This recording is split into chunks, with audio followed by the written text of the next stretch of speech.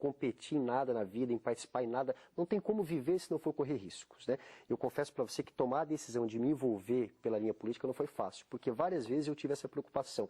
Mas e se? E se? E se? Aí de outro lado eu fiquei pensando, mas esse se pode ser a barreira das coisas poderem acontecer. Claro que é possível que isso aconteça. Como ser humano, a gente está suscetível a falhas, a decepções, a erros, mas se você quer viver de verdade, você tem que se arriscar, tem que se jogar. O máximo que pode acontecer é chegar a um determinado momento e dizer, bom, não é esse o meu caminho, vou encontrar outro. Agora, só vou ter essa resposta se eu realmente caminhar por aí.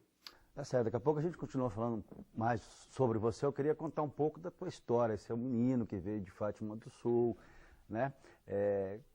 Conhecer um pouco mais do Eduardo Romero, que vai representar aí muitas pessoas, todas as pessoas, né? Mesmo aquelas que não votaram em você, com certeza você estará lá representando na Câmara Municipal. Daqui a pouco eu volto com o Eduardo Romero. Até já.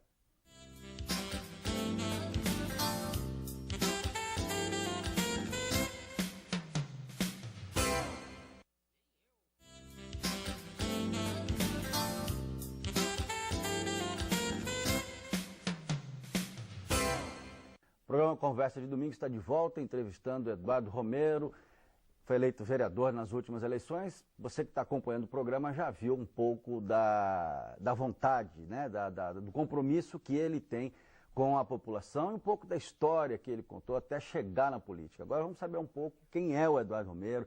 Eduardo veio de Fátima do Sul, também pequeno, com 5 anos de idade. Como é que foi essa chegada aqui? Seus pais também... Você é filho de pais adotivos? Como é que... Essa é uma história que eu tenho orgulho de contar, né? Eu sou filho adotivo, fui adotado aos 8 meses de idade por uma família numerosa, né? Nós somos em 8 irmãos, então são 6 mulheres e 2 homens, para você ter uma ideia de como os conflitos dentro de casa, né? Mas uma família que veio da zona rural, né? Os meus pais, como boa parte dos brasileiros, não tiveram oportunidade de frequentar uma escola, não foram pessoas que vivenciaram esse mundo da cultura escrita, mas que tiveram em toda a sua vida sabedoria. Minha mãe é falecida já há pouco mais de 3 anos, meu pai ainda está conosco, com 74 anos, e eu aprendi com essa família esse contexto da coletividade. Primeiro porque você imagina, uma família que vem da zona rural e que não tem grandes recursos financeiros, tudo tem que ser dividido. E entre 8 bocas, a divisão tem que ser bem justinha, né? Então eu aprendi desde pequeno a lidar com a divisão no coletivo. Isso foi muito importante para mim e para a minha formação. Segundo, a demonstração de amor. Mesmo sendo um filho adotivo, mesmo isso sendo trabalhado com toda tranquilidade desde pequeno, nunca houve formas diferentes de tratar os filhos. Todos sempre tiveram as mesmas formas de tratamento, a mesma relação de carinho, a mesma relação de amor. O que me resulta nesse orgulho de contar essa história, né? E quando completei 4 para 5 anos, a gente veio para Campo Grande, então eu vivenciei pouco Fátima do Sul, né? Mas tenho voltado muito lá para passear por conta dos amigos e vim direto para o bairro universitário. E aí foi no bairro universitário que eu aprendi realmente essa vida na sociedade, na comunidade. Na época era um bairro bem de periferia, bastante violento, bastante complicado, que não é hoje, né? Atualmente melhorou muito. E eu me lembro que na frente da minha casa era uma estrada de chão e tinha uma cratera, né? Uma valeta imensa. E a diversão que nós tínhamos dia de chuva era fazer daquela valeta a enxurrada, era o nosso córrego. Então a gente ficava ali surfava dentro, né? Ali no surfava, córrego. Né? Hoje eu fico imaginando, nossa, as preocupações com saúde pública, toda agorizada dentro da enxurrada. Dentro daquela água suja. Eu dei muito trabalho para minha mãe na minha infância. Por sabe quê? assim? Você era um menino levado? Eu era bastante arteiro, sabe assim? Eu trabalhava, nós tínhamos uma... Começou a trabalhar cedo? Eu comecei a trabalhar com 9 anos, eu vendia picolé, carpia quintal. Ali na região as pessoas me viram cartão de lavagem para porco. Meu pai tinha uma pequena propriedade que ele arrendava, né? E aí a gente tinha uns porcos, tinha uns cabritos, tinha vaquinha, criava tudo na corda, né? Então eu levantava de madrugada para ajudar a tirar leite dos animais, marrar esses animais, dar água, dar comida, ia para a escola, voltava para fazer isso, mas ainda achava tempo para fazer arte, né? Que tipo de arte que você fazia? Rapaz, eu era assim, naquele período a gente tinha muitos comícios, né, com as festas, né? E minha mãe tinha medo de eu me juntar com outras pessoas, porque desde pequeno eu sempre fui de estar no meio de muita gente, né? E aí moleque apronta de tudo, então eu ia para esses comícios e a gente nunca me envolvi com brigas, com confusões, mas a gente sempre provocava algumas ações, a gente sempre estava fazendo um protesto, um movimento. Na escola, por exemplo, eu sempre tive boas notas, mas eu dei muito trabalho para os professores, porque eu ficava confrontando os professores, encontrando problemas. Eu me lembro que uma vez a minha mãe foi chamada na escola, porque a diretora exigiu que eu fosse com uniforme, e aí eu disse que só iria com uniforme se ela usasse um jaleco um jaleco que identificasse ela também, né? E aí ficou uma queda de braço ali, e a minha mãe que sofreu com isso, porque ela era chamada todos os dias para ir lá por uma outra razão. Então eu fui um arteiro no bom sentido, mas fui arteiro. E aí, o teatro, como é que foi surgindo aí nessa... Pois é, eu volto a te dizer a importância que a escola, em especial a escola pública, eu estudei a vida inteira numa escola pública, a escola José Barbosa Rodrigues, tenho o prazer de dizer isso, a importância que a escola tem na formação do cidadão e do indivíduo, né? Foi na escola também que eu me envolvi com teatro. A gente criou o JET, que era o Grupo Estudantil de Teatro. Esses grupos de estudantes que se juntam para fazer uma peça comemorativa ao Dia do Estudante, uma peça do Dia do Meio Ambiente, e depois esse mesmo grupo começou a articular peças na igreja do bairro, a igreja católica do bairro, né? Então a gente via participando da interpretação da Paixão de Cristo, da Páscoa, aquelas datas específicas religiosas e as datas específicas da escola. Em um determinado momento a gente recebeu um convite para montar um trabalho específico para apresentar dentro dos ônibus. Isso foi em 96, eu estava com 16 anos. E aí foi quando surgiu o grupo Cara de Pau, com a peça O Ônibus Nosso de Cada Dia, que era uma peça que retratava o problema do usuário do transporte coletivo e era apresentado dentro dos ônibus, contratado pela própria empresa. Então você imagina, 16 anos, a gente fazendo teatro, que era uma coisa legal, aparecendo em vários lugares e ainda recebendo para isso, né? Aí foi se profissionalizando, hoje a gente trabalha mais com a linha de teatro educativo mesmo, isso já tem mais de 17 anos. Você não se distanciou ainda? Não, de forma alguma. Até hoje eu atuo.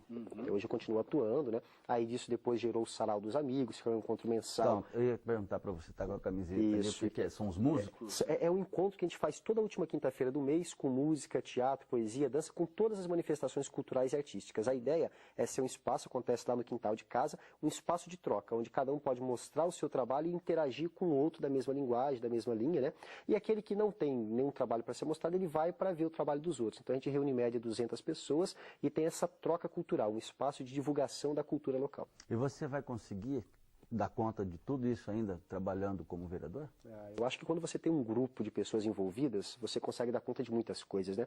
Porque o que nós não podemos é querer que a gente mesmo esteja em todos os lugares, mas se você tem grupos que dá conta de fazer a coisa rodar e funcionar... Hoje esse trabalho já anda com a equipe. Esse trabalho já anda sozinho. Inclusive, nós queremos levar essa experiência do Sarau, que é uma experiência única hoje de acontecer no quintal da minha casa, para vários bairros da cidade. E aí é dar um suporte para que isso aconteça, porque talentos tem em todos os lugares. Gente com vontade de fazer tem em todos os lugares. Às vezes o que falta é alguém que chegue e diga, olha, vocês têm condições, têm possibilidade e vamos dar uma mão para organizar isso aqui. Eduardo, eu queria voltar só na escola pública, você se referiu, você passou a vida inteira numa escola pública, né? E hoje a gente vê as escolas particulares aí, cara, né? O ensino também não é...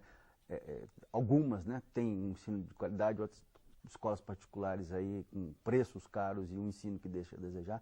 A escola pública, ela tem condições de formar um grande cidadão, um grande profissional, porque aquele discurso de que a escola pública não se aprende nada, para você pelo menos não vale. Não acredito nisso, fui professor de escola pública por muitos anos, conheço vários professores de escola pública. É claro que as escolas públicas têm muitas limitações, muitas delas estão defasadas em termos de equipamento, em termos de tecnologia. O professor de escola pública sofre com a carga horária exagerada, sofre com a necessidade de cumprir vários projetos que muitas vezes ele não está nem apto e preparado para isso, mas dizer que a escola pública não forma cidadãos não é coerente, né? Eu sou fruto de escola pública, tenho orgulho de dizer isso, conheço várias outras pessoas que passaram por escola pública e aí eu trago uma reflexão, Roger, que é o seguinte, não importa se a escola é pública ou privada, o que você tem que ter são pessoas comprometidas e com vontade de fazer, tanto pela parte dos professores, dos técnicos e dos profissionais, como pela parte dos alunos também. Se você tem um casamento dessas duas equações, a coisa acontece e avança. Basta você ver que volta e meia a gente tem projetos tão simples, mas com resultado tão fantástico, sendo mostrado pela própria imprensa, de ações que acontecem em escolas públicas e muitas vezes escolas públicas do interior, ou seja, quando se quer, se faz. Você é um exemplo que esse trabalho que você fez de Feira de Ciências aí, do Córrego Bálsamo, que acabou se transformando nesse resultado hoje aí, né? Você está enganjado politicamente, está com um trabalho bacana na área de teatro também, né? O Sarau dos Amigos.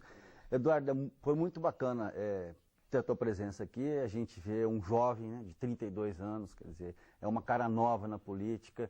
Por tudo que ele falou aqui, por tudo que ele expôs aqui, a gente espera realmente que você não se decepcione e nem a gente se decepcione, porque quem conhece você, né, como a gente conhece aqui, sabe do compromisso que você tem, sabe da lealdade, da sinceridade que você tem. Então a gente deseja para você aí um grande mandato, que você se destaque na Câmara Municipal e possa fazer muito pela nossa cidade. Muito obrigado pela tua presença. Eu que agradeço o espaço, a oportunidade e peço a você e a todos que estão nos assistindo que não me deixem só.